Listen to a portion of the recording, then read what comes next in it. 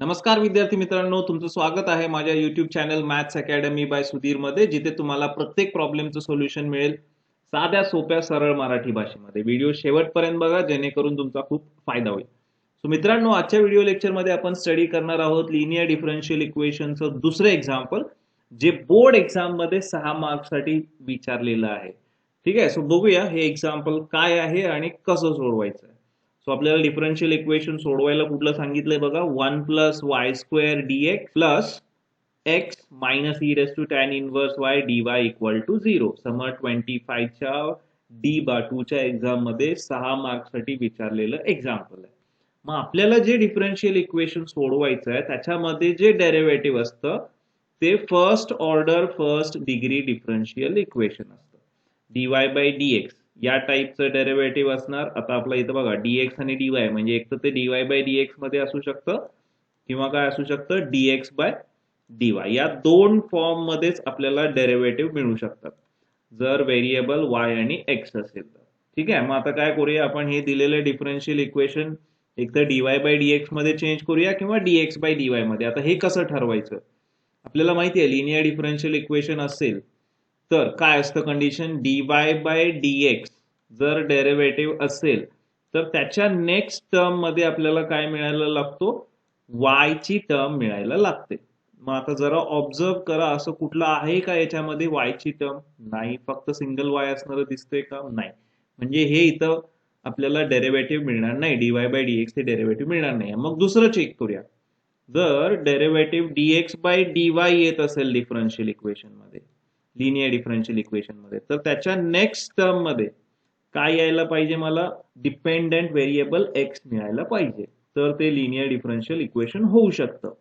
ठीक आहे, मग बघा जरा असं कुठलं आहे का याच्यामध्ये, बघा आहे, x आहे. म्हणजे हे थोडे ऑब्झर्वेशन्स तुम्हाला करायचे आहेत. म्हणजे आता हे दिलेले डिफरन्शियल इक्वेशन मी कुठल्या फॉर्म मध्ये लिहिणार, dx बाय dy च्या फॉर्म मध्ये. जर y आला असता तर कुठल्या फॉर्म मध्ये लिहिलं असतं, dy बाय dx च्या फॉर्म मध्ये. ठीक आहे, ओके. आता आपण काय करूया, दिलेलं differential equation dx by dy च्या फॉर्म मध्ये लिहूया. आता दिलेलं इक्वेशन पहिल्यांदा लिहून घेतो, 1 plus y square dx plus x minus e raise to tan inverse y d y equal to 0. हा, मग आता आपल्याला काय करायचं आहे, हे dx बाय dy च्या फॉर्म मध्ये लिहायचं. सो काय करणार, dx ची जी टर्म आहे ती लेफ्टला ठेवणार आणि dy ची जी टर्म आहे ती राईटला शिफ्ट करणार. मग dx ची टर्म कुठली आहे, 1 प्लस वाय स्क्वेअर dx लेफ्टला आहे तशी, इक्वल टू ही x minus e raise to tan inverse y d y ची टर्म जर राईटला गेली तर काय होणार, प्लसचं काय होणार, मायनस, साइन चेंज होणार. म्हणजे काय ना, मायनस आणि ब्रॅकेट मध्ये पुढची टर्म लिहायची. ब्रॅकेट मध्ये काय, x minus e raise to tan inverse y d y. ठीक आहे, नंतर काय पाहिजे मला, d x by d y पाहिजे. सो काय करायला पाहिजे, हा डी वाय लेफ्टला शिफ्ट करायला पाहिजे. हा डी वाय मल्टिप्लाय केलाय राईटला, सो लेफ्टला गेल्यावर काय होणार, डिवाइड होणार. ठीक आहे, ओके. सो मला काय मिळणार मग, लेफ्टला 1 प्लस वाय स्क्वेअर आणि डी वाय लेफ्टला आल्यावर काय होणार आहे, dx ला डिवाइड होणार, dx by dy equal to राईटला काय राहणार, हा dy आपला लेफ्टला गेला म्हणजे राईटला काय राहणार, मायनस आणि ब्रॅकेट मध्ये x minus e raise to tan inverse y. So मी काय करतो, हा ब्रॅकेट सोडवूनच राईट हँड साइड लिहितो. कशी सोडवणार होता हा ब्रॅकेट, हे जे काय मायनस साइन आहे ते ब्रॅकेट मधल्या दोन्ही टर्मला मल्टिप्लाय करूया. सो मायनस प्लस काय असणार, मायनस एक्स, नंतर मायनस मायनस काय होणार, प्लस, प्लस कोण, e raise to tan inverse y. ठीक आहे, ओके. आता मी काय करणार आहे, नेक्स्ट मला काय लागतं, डेरिव्हेटिव्ह नंतरच्या नेक्स्ट स्टेप मध्ये डिपेंडंट व्हेरिएबल लागतो. कुठला आहे आपला डिपेंडंट व्हेरिएबल, एक्स. मग तो कसा मिळेल बघा, हा मायनस एक्स मी जर लेफ्टला शिफ्ट केला तर काय होणार, प्लस एक्स. ठीक आहे, सो लेफ्टला 1 plus y square dx by d y आहे तसा, आणि मायनस एक्स जर लेफ्टला आला तर काय होणार, प्लस एक्स, आणि इक्वल टू राईट हँड साइडला काय राहणार, e raise to tan inverse y. आता जरा ऑब्झर्व करा, हे जे काही डिफरन्शियल इक्वेशन आले ते कुठल्या डेरिव्हेटिव्ह मधलं आहे, dx बाय dy या डेरिव्हेटिव्ह मधलं आहे. आणि त्याच्यानंतर जी नेक्स्ट टर्म आहे त्याच्यामध्ये डिपेंडंट व्हेरिएबल x प्रेझेंट आहे. म्हणजे हे कुठलं डिफरन्शियल इक्वेशन आहे, लिनियर डिफरन्शियल इक्वेशन आहे. मग आता याचं आपल्याला सोल्युशन कॅल्क्युलेट करायचं आहे. आय होप तुम्हाला ही पहिली स्टेप लक्षात आली असेल. ठीक आहे. मग आता लिनियर डिफरन्शियल इक्वेशन सोडवायची असेल तर पहिली स्टेप काय असते, जे काही डेरिव्हेटिव्ह आहे त्याचा कोइफिशियंट 1 करा. आता आपलं डेरिव्हेटिव्ह कुठलं आहे, dx/dy. सो त्याचा कोइफिशियंट काय करूया आपण, 1. म्हणजे आता काय करायला पाहिजे, याचा जर कोइफिशियंट 1 करायचा असेल तर मला या इक्वेशनच्या प्रत्येक टर्मला कशाने डिवाइड करायला पाहिजे, 1 प्लस वाय स्क्वेअरने. ठीक आहे. जो dx/dy चा कोइफिशियंट आहे त्याने थ्रू आउट त्या इक्वेशनला डिवाइड करा. मग पहिला काय येणार, 1 प्लस वाय स्क्वेअरला कशाने डिवाइड केलं, 1 प्लस वाय स्क्वेअरने इंटू dx/dy आहे तसा, प्लस आता इथे ही x ची टर्म सेपरेटच लिहायची, ऑलवेज लक्षात ठेवा. dy/dx आला तर y ची टर्म सेपरेट लिहायची. आता dx/dy आलाय म्हणजे x जो आहे तो सेपरेट लिहायचा. मग आता हा 1 प्लस वाय स्क्वेअर कोणाला डिवाइड करणार, x सोबत जो आहे तो कोण आहे, x सोबत काही दिसत नाही याचा अर्थ 1 आहे. सो 1 प्लस वाय स्क्वेअर कोणाला डिवाइड करणार, 1 ला डिवाइड करणार, इनटू हा x इक्वल टू, आता राईट हँड साइडला काय करणार, e raise to tan inverse y ला आपण कशाने डिवाइड करणार, 1 प्लस वाय स्क्वेअरने. So e raise to tan inverse y divided by 1 plus y square. ठीक आहे. सो या इक्वेशनच्या प्रत्येक टर्मला आपण 1 प्लस वाय स्क्वेअरने डिवाइड केलं. ही पहिली स्टेप आहे, कोइफिशियंट 1 करायची. ठीक आहे. आता काय होतंय बघा, इथं dx/dy च्या टर्म मध्ये 1 प्लस वाय स्क्वेअर आणि 1 प्लस वाय स्क्वेअर कॅन्सल झाला म्हणजे कोइफिशियंट 1 झालं. बाकी कुठे काही सिम्प्लिफाय होतंय का, नाही. सो आपल्याला डिफरन्शियल इक्वेशन काय मिळालं, dx/dy plus 1/1 plus y square x equal to e raise to tan inverse y divided by 1 plus y square. आता हे काय आहे, लिनियर डिफरन्शियल इक्वेशन आहे. का मी ऑलरेडी सांगितलंय, डेरिव्हेटिव्हच्या नेक्स्ट टर्म मध्ये डिपेंडंट व्हेरिएबल x आहे आणि p आणि q हे फंक्शन ऑफ काय आहेत, y आहेत. ओके, बघा 1/1 प्लस वाय स्क्वेअर वाय मधलं फंक्शन आहे आणि राईटला पण काय, वाय मधलं फंक्शन आहे. ठीक आहे. So this is a linear differential equation of the form, कुठल्या फॉर्म मधलं, dx/dy plus px equal to q, या फॉर्म मधलं हे लिनियर डिफरन्शियल इक्वेशन आहे. मग आता आपण नेक्स्ट स्टेपला काय करतो, हे लिनियर डिफरन्शियल इक्वेशन स्टँडर्ड फॉर्मशी कम्पेअर करतो आणि त्याच्यावरून p आणि q ची व्हॅल्यू फाइंड आउट करतो. आता p म्हणजे इथं काय, x चा कोइफिशियंट. मग x चा कोइफिशियंट काय बघा, x सोबत कोण आहे बघा, plus 1/1 plus y square. So मला p ची व्हॅल्यू काय मिळणार, 1/1 प्लस वाय स्क्वेअर. ठीक आहे. अँड q ची व्हॅल्यू, q म्हणजे काय, राईट हँड साइडला जी टर्म आहे ती म्हणजे q. मग काय राईट हँड साइडला q ची व्हॅल्यू काय येणार बघा, e raise to tan inverse y upon 1 plus y square. So second step पण आपण कंप्लीट केली, स्टँडर्ड फॉर्मशी कम्पेअर केला, त्याच्यावरून p आणि q शोधला. ओके. आता तिसरी स्टेप, p आणि q फाइंड आउट केल्यानंतर तिसरी स्टेप काय असते, इंटिग्रेटिंग फॅक्टर फाइंड आउट करा. काय असतो फॉर्म्युला इंटिग्रेटिंग फॅक्टरचा, integrating factor is equals to e raise to integration of p dy. आता लक्षात ठेवा, डेरिव्हेटिव्ह आणि इंटिग्रेशन हे विथ रिस्पेक्ट टू काय घेणार आपण, y घेणार. इंडिपेंडेंट व्हेरिएबल सोबत डेरिव्हेटिव्ह आणि इंटिग्रेशन घ्यायचं. ओके, जो डिनॉमिनेटरला आहे तो dy. सो डेरिव्हेटिव्ह पण y सोबत घेणार आणि इंटिग्रेशन पण y सोबत. सो इंटिग्रेटिंग फॅक्टरचा फॉर्म्युला काय आला, e raise to integration p dy. ठीक आहे. मग आता आपल्याला p ची व्हॅल्यू माहिती आहे, ती सबस्टिट्यूट करूया. So e raise to integration p काय बघा, p ची व्हॅल्यू 1/1 प्लस वाय स्क्वेअर. याचं इंटिग्रेशन कोणासोबत घेणार, y सोबत. ठीक आहे. So integrating factor is equals to, आता आपल्याला हा फॉर्म्युला माहिती आहे, 12वी मध्ये आपण स्टडी केलाय. सिंपल इंटिग्रेशनचा फॉर्म्युला आहे, 1/1 प्लस एक्स स्क्वेअर असेल तर त्याचं इंटिग्रेशन काय असतं, आठवतंय काय, आठवत असेल तर कमेंट बॉक्स मध्ये जरूर ते लिहा. ठीक आहे. मी पण सांगतो तुम्हाला. आता 1/1 प्लस एक्स स्क्वेअरचं इंटिग्रेशन काय असतं, टॅन इनवर्स एक्स. ठीक आहे. मग सिमिलरली कोणाचं इंटिग्रेशन आपल्याला शोधायचं आहे, 1/1 प्लस वाय स्क्वेअरचं, एक्सच्या जागी वाय आहे. मग काय येणार, 1/1 प्लस वाय स्क्वेअरचं इंटिग्रेशन टॅन इनवर्स वाय. ठीक आहे. So e raise to integration of 1/1 plus y square is tan inverse y. ठीक आहे. सो आपल्याला काय मिळालं, आपला इंटिग्रेटिंग फॅक्टर मिळाला. इथपर्यंत जरी तुम्ही एक्झाम्पल व्यवस्थित सोडवलं तरी तुम्हाला 2 मार्क इझिली मिळून जातात. ठीक आहे. केअरफुली शांतपणे एक्झाम्पल सोडवा. सिंपल एक्झाम्पल्स असतात 6-6 मार्कासाठी. ठीक आहे. आता थर्ड स्टेप आपण कंप्लीट केली, इंटिग्रेटिंग फॅक्टर कॅल्क्युलेट केला. आता फोर्थ आणि लास्ट स्टेप काय करायचं आहे आपल्याला, या डिफरन्शियल इक्वेशनचं सोल्युशन फाइंड आउट करायचं आहे. मग लिनियर डिफरन्शियल इक्वेशनचं सोल्युशन कॅल्क्युलेट करायचं असेल तर त्याचा फॉर्म्युला असतो. मग आता इथं बघूया आपलं लिनियर डिफरन्शियल इक्वेशन कुठल्या डेरिव्हेटिव्ह मधलं आहे, dx/dy या डेरिव्हेटिव्ह मधलं आहे. म्हणजे मला सोल्युशन कोणाचं मिळणार, डिपेंडंट व्हेरिएबल कोण आहे, x. मला x ची व्हॅल्यू मिळणार आहे. जर dy/dx असेल तर कोणाची व्हॅल्यू मिळते, y ची व्हॅल्यू. फॉर्म्युला त्याप्रमाणे चेंज करायला शिका. सो dx/dy हा डेरिव्हेटिव्ह आहे, म्हणजे मला सोल्युशन कोणाचं मिळणार, x. मग बघा आता लिनियर डिफरन्शियल इक्वेशनचं सोल्युशन कॅल्क्युलेट करायचा फॉर्म्युला काय असतो, x. कोणाची व्हॅल्यू मिळणार आहे, x into integrating factor equal to integration. आता कोणाचं इंटिग्रेशन घ्यायचं बघा, क्यूचं इंटिग्रेटिंग फॅक्टर सोबत कोणाशी, y शी, dy प्लस सी. मी मगाशी सांगितलं होतं इंटिग्रेशन असू दे डेरिव्हेटिव्ह असू दे कोणासोबत घ्यायचे, y सोबत, कारण डिनॉमिनेटरला dy आहे. ठीक आहे.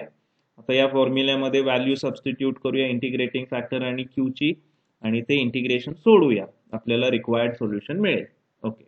सो x आहे तसा इंटू इंटिग्रेटिंग फॅक्टर काय आहे बघा, integrating factor e⁻tan inverse y equal to integration q ची व्हॅल्यू काय बघा, e⁻tan inverse y upon 1 plus y square. Substitute करूया इंटू इंटिग्रेटिंग फॅक्टर काय, इंटिग्रेटिंग फॅक्टरची value e⁻tan inverse y dy plus C.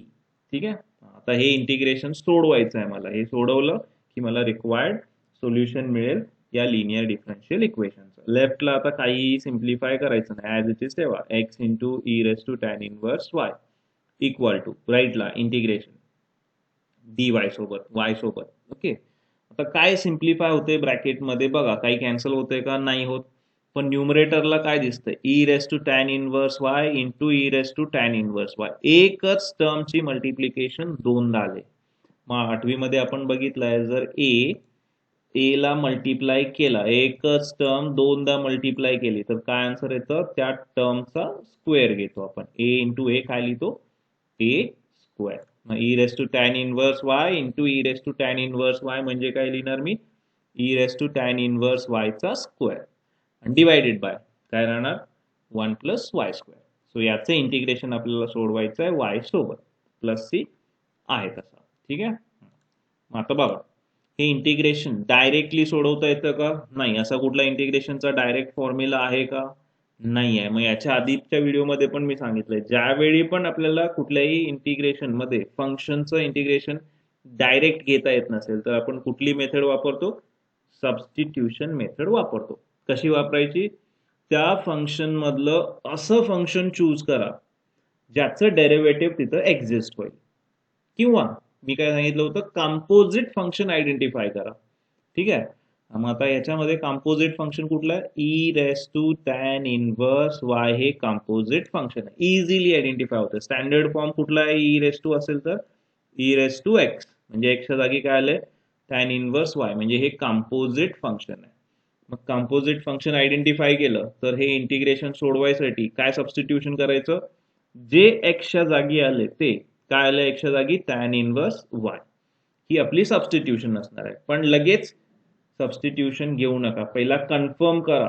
काय कन्फर्म करायचं, त्याचं डेरिव्हेटिव्ह तिथं एक्झिस्ट होतंय का.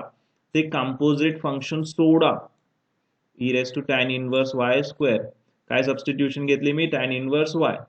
मग त्याचं डेरिव्हेटिव्ह मिळते का बघा, tan इनवर्स y चं डेरिव्हेटिव्ह काय असतं, 1 अपॉन 1 प्लस y स्क्वेअर. तिथं आहे बघा, आणि हे दरवेळी असणारच आहे. जरी तुम्हाला माहिती नसलं तरी काय करायचं, ते कंपोजिट फंक्शन सोडायचं, जे काय राहील ते तुमच्या सबस्टिट्यूशनचं डेरिव्हेटिव्ह असणार. सो tan इनवर्स y चं डेरिव्हेटिव्ह काय येणार, 1 upon 1 plus y square.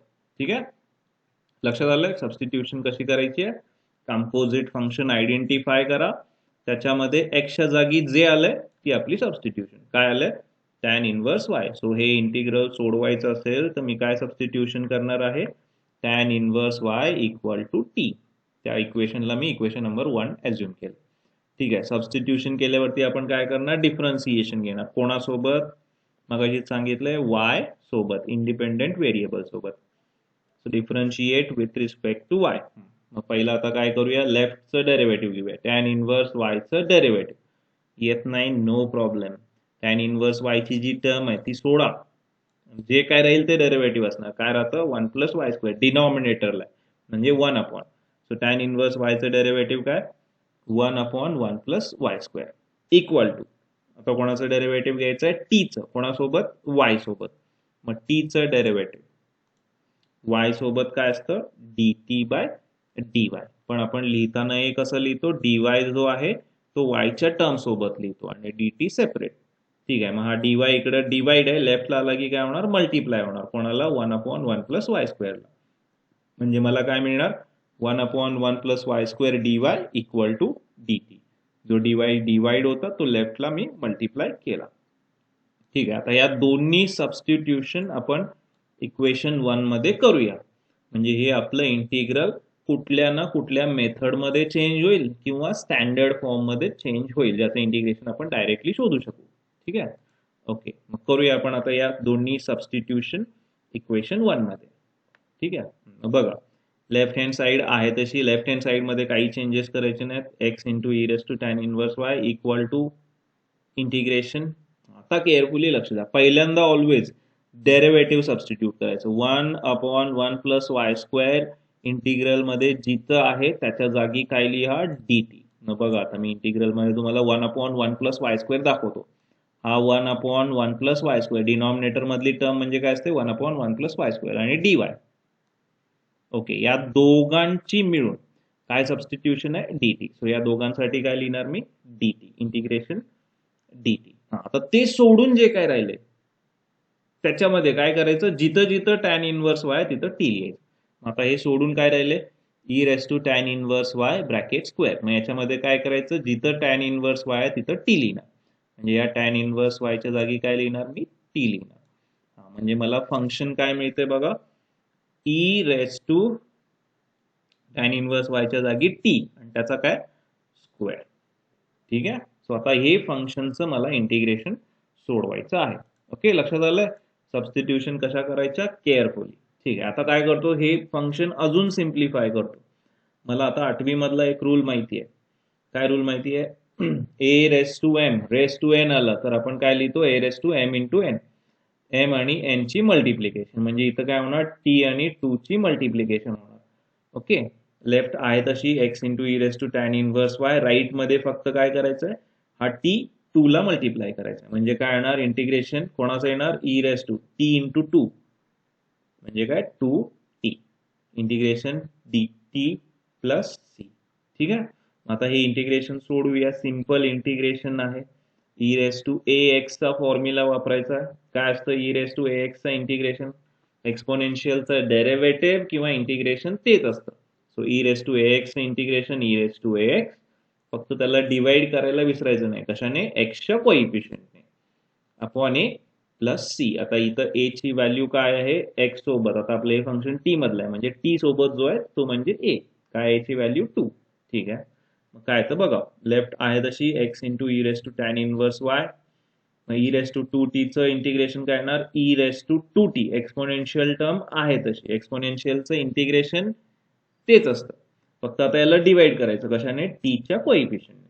So divided by काय ना 2 आणि प्लस सी. ठीक आहे. संपलं का आपलं आन्सर, नाही, अजून काय राहिले, लास्ट स्टेप राहिले. जी काही टी आहे त्याची व्हॅल्यू परत सबस्टिट्यूट करा. काय टी ची व्हॅल्यू बघा इथे, टॅन इनवर्स वाय. ठीक आहे. सो टीच्या जागी टॅन इनवर्स वाय लिहूया, म्हणजे आपला आन्सर कम्प्लीट होईल.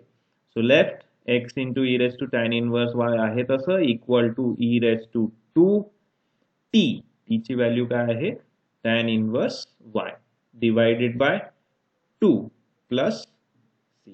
सो हे आपलं दिलेल्या लिनियर डिफरन्शियल इक्वेशनचं रिक्वायर्ड सोल्युशन आहे. सो आय होप विद्यार्थी मित्रांनो तुम्हाला लक्षात आलं असेल की लिनियर डिफरन्शियल इक्वेशनचं सोल्युशन कसं कॅल्क्युलेट करायचं. या एक्झाम्पल मध्ये नवीन काय शिकलो आपण, पहिल्यांदा दिलेलं डिफरन्शियल इक्वेशन स्टँडर्ड फॉर्म मध्ये लिहून घेतलं, dy/dx किंवा dx/dy. हे कसं ठरवलं मी एक्झाम्पल बघून.